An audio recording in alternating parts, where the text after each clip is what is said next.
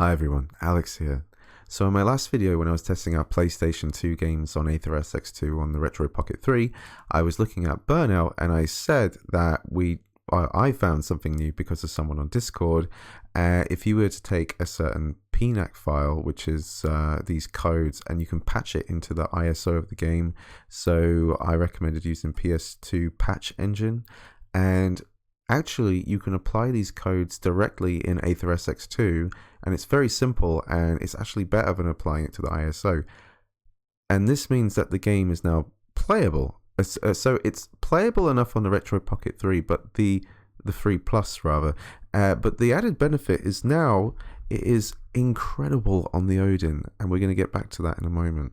So first of all, I'm going to show you what the game is like. So I'm going to open up my emulator, and what we do here is we open up the game, and I'm going to link the file in the video description, but what you will do is, oh wait, I've changed how I've done that. So you will go here to patch codes, and a pop-up will say this is like not recommended, do you want to? I picked do not show again. You just pick OK, and what you will do then is you will go to add patch and click import from file. So you can place that file anywhere on your Android if you like, but if you go to the Aether SX2 folder, so this will be in Android and then data, and then all at the bottom there's a file. There might be two of them called XYZ Aether SX2 something, and both of them will have a folder called files in them, I think.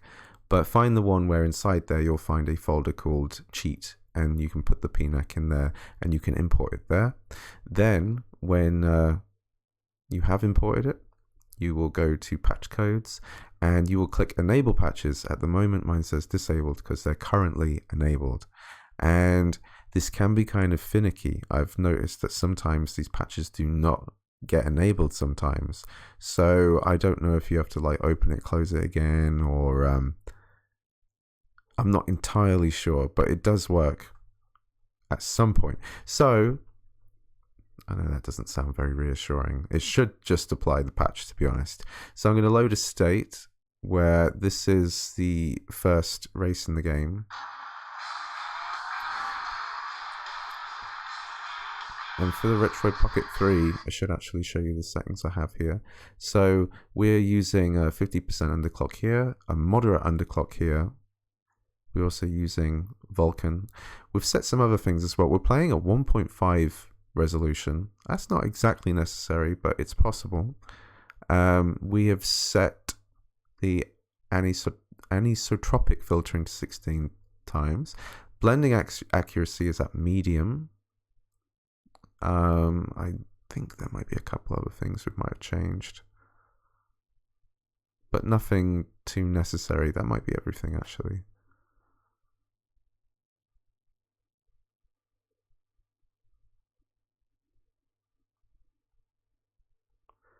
And we are in Vulkan, and you'll see that at the start it's a little bit, it tugs a little bit, but then soon we're going to get like quite a smooth experience playing this game. It's not like ultimately smooth, but I would say it's enough to make this playable. So once we get around this corner,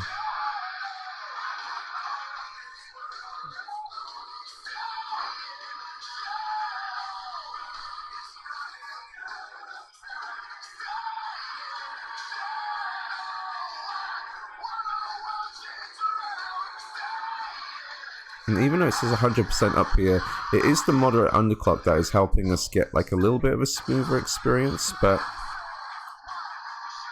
here we go. Now it's starting to pick up a little bit more.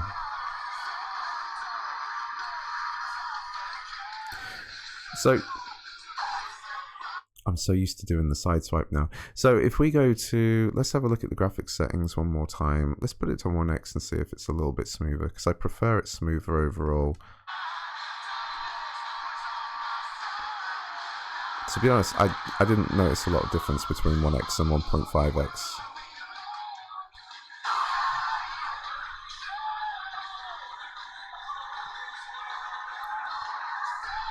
But yeah, this is like twice as good as the standard version of Burnout 3, because that would run at about 50x, and that's like trying to apply everything we can to try and get it running as best as possible. Oh, I crashed.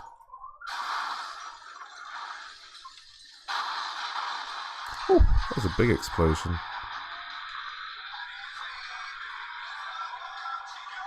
So yeah, this is going to be the most playable we can get Burnout 3 on the Retro Pocket 3 Plus. And it's because we're disabling these this blur effect for the most part. These guys are aggressive.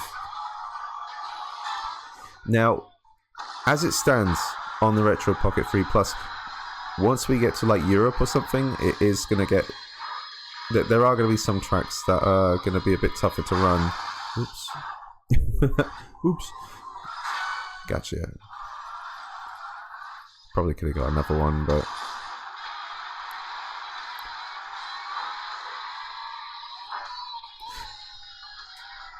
Also, I just want to have a quick look again. Not there.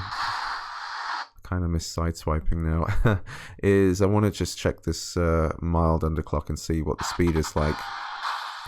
Because it doesn't quite hit 100, but I just want to see if it feels kind of smooth.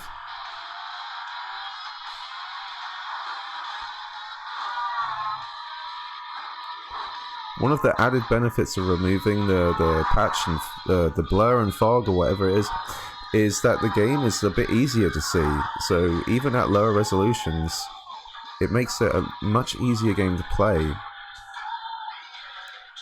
Because one of the problems on the Odin is when people were playing Burnout 3 at 1x, it was kind of pixely and hard to see like oncoming traffic and things. I think that's not bad at 1x to be sorry, the first underclock option. The second underclock option kind of like smooths it out a bit more, but because it's a racing game, I'll leave that to you to decide which one's better.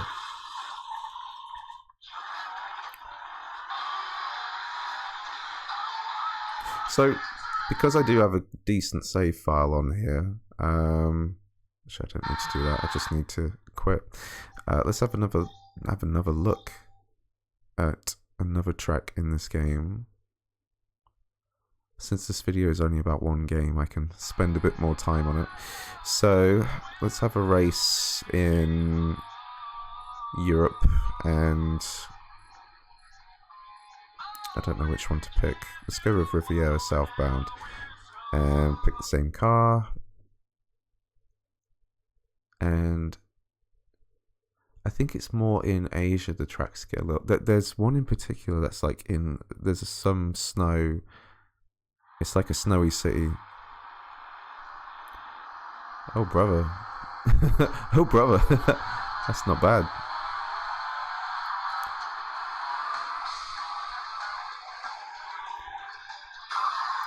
Also, on Reddit, I saw somebody who had managed to take their PS Vita D-pad and buttons and put them in the Retroid Pocket 3. And he had a black Retroid Pocket 3. It looks really nice, but apparently it's very hard to do, especially because the D-pad is quite wiggly and you have to like use some glue to help keep it in place.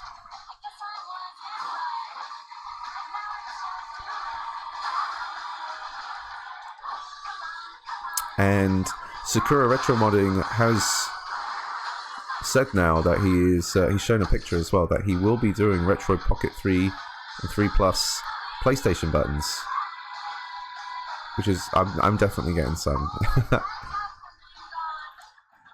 I sort of slightly regret that I've got this atomic purple one, but it does look good. When I was looking at the Retroid Pocket 3 page where you buy it, looking at the different models, I did keep saying to myself, yeah, the purple does look good. But now people are starting to actually get the black version. There's a part of me that's a little bit jealous. So this is playing pretty solidly. I've just picked a different track in Europe.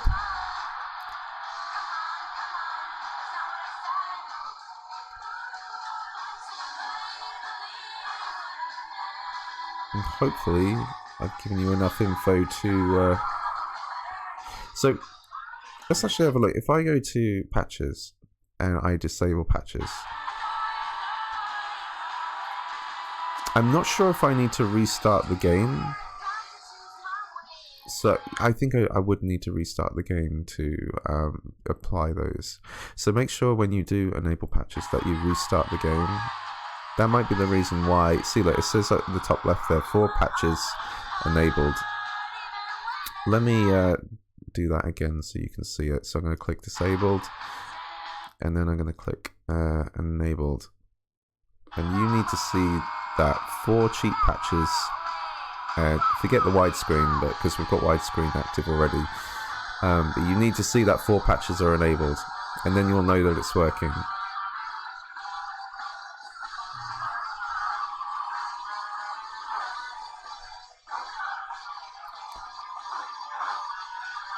Oh my god, that lens flare.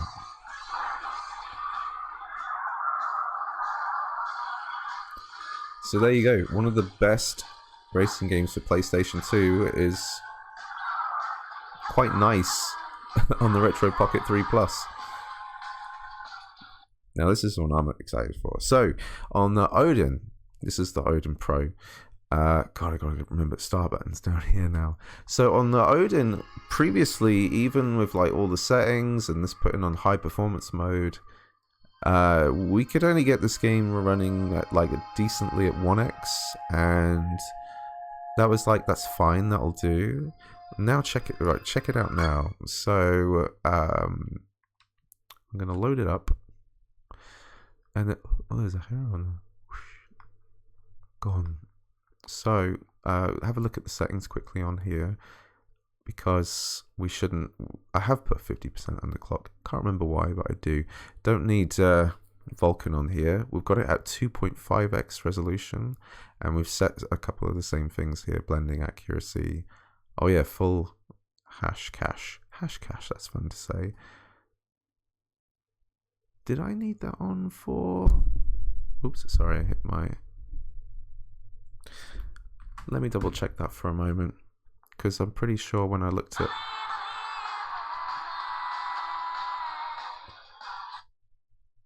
Let's have a look at the graphics settings here. Not set. Let's set that to disabled. Let's see if that improves things a little more. Didn't improve my gameplay. Oh. Seems kind of similar.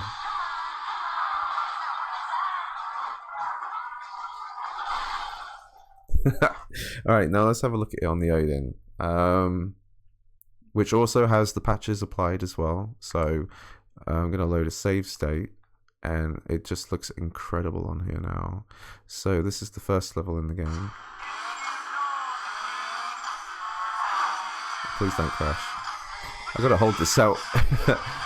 I'm used to pulling in the Retroid Pocket 3 closer.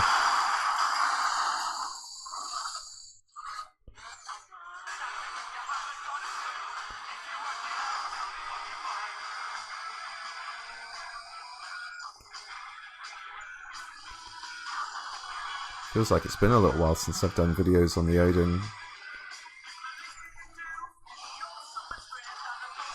So obviously, this is a lot smoother than the Retroid Pocket 3 because the Odin is a better device. But the Odin Pro is about nearly $300, and then you've got shipping, and depending where you are, you have like an import cost as well. I was quite lucky that I had my eye on this device even before it had its Indiegogo campaign, so I got to be a part of the early bird prices. So I actually paid £180 for my Odin Pro, and yeah, I'm so lucky. Great value. But look at this, dude. It's gorgeous. 2.5x resolution, and it's smooth as butter.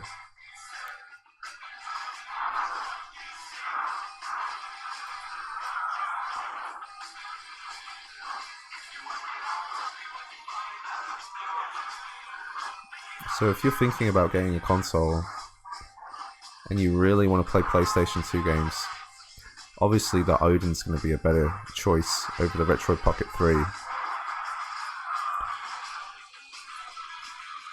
And there's 3 different Odins: the Lite, the Base, and the Pro. And the Base and the Pro are basically the same, except with RAM, in which case the Pro would be better for some Android games, something like that. The Lite is different and it's a different CPU, but the Lite can do similar PlayStation 2 performance to the Pro. The Pro is a little bit better, but there are some cases where on the Lite, there are a few games that actually play a little bit better than the Pro in some instances.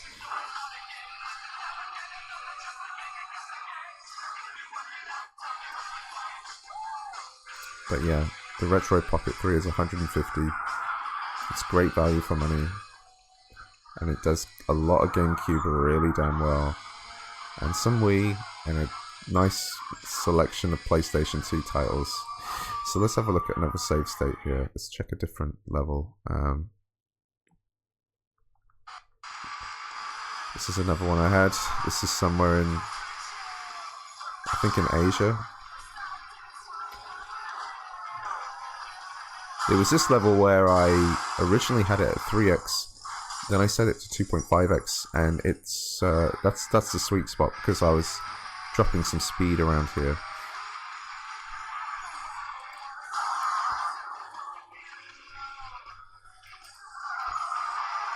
Now, if you're thinking to yourself, whatever I did here, oh, maybe that could be applied elsewhere, it's not the case. It's only this game where this fog and blur stuff is can be removed and actually improves things. I don't think, for example, Gran Turismo 4 has any kind of effects going on that prevent it from actually getting better performance. Oh, sorry. Oh, got you too.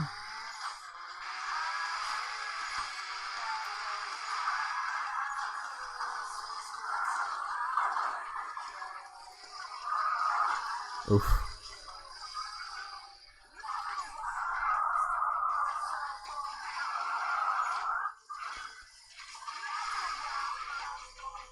It's what do I say? It's just so nice playing this like now.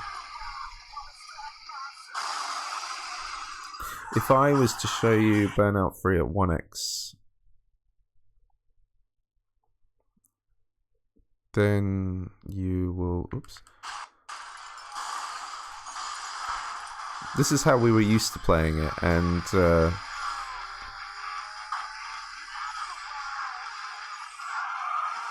even then, it would sometimes dip a little bit below 100 in certain spots. I remember a few courses having some problems. Now we bump it up back to what it can actually do. 2.5x.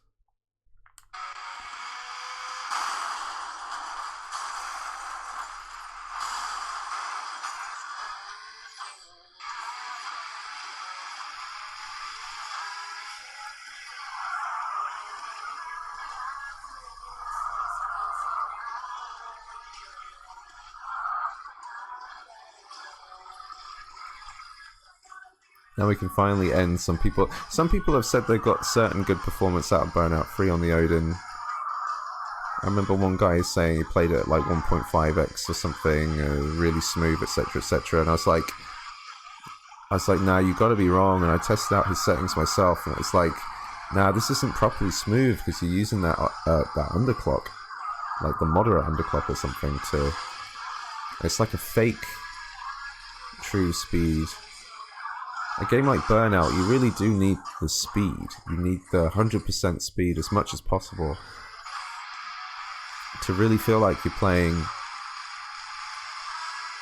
it as it was intended. I think trying to play driving games at any less than 100 is really difficult and not very enjoyable. Some other games you can get away with that sort of stuff, but driving, there's a lot of reactions going on and like that. Perfect. Thank you.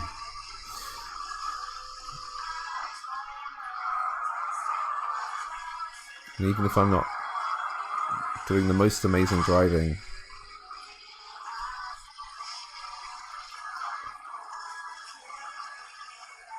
at least it looks good.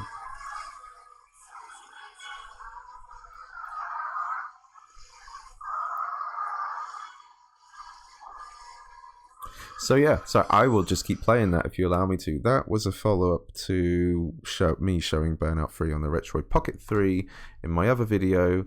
And yeah, that's really amazing. I hope that will help some of you, especially if you're looking to play Burnout 3 on a handheld. If you like that video, give it a like, subscribe if you want to see more content. Hit the bell, hit that bell, man, hit it, because you're going to see more videos from me. Thinking about doing another GameCube video on the Retroid Pocket 3, because there's more games I want to have a look at. Oh, I was playing some NES. I forgot about that. I was just going to quickly show you some of the games I might be looking at. So maybe Auto Modelista, someone wanted to see Beyond Good and Evil.